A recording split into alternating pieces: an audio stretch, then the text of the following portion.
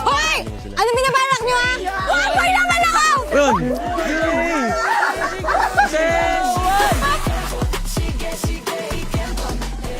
Nice one, Barracuda.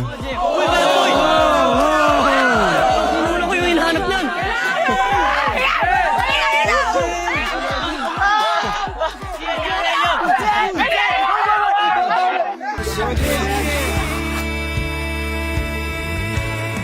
Truth or dare? O sige, truth. Kailan ka ba nagkagusto kay JJ? Siguro ng mga unang linggo niya sa section E. Kailan mo balak sabihin sa amin yung tungkol sa engagement ni JJ? Gagawin ano pang di namin alam? Section na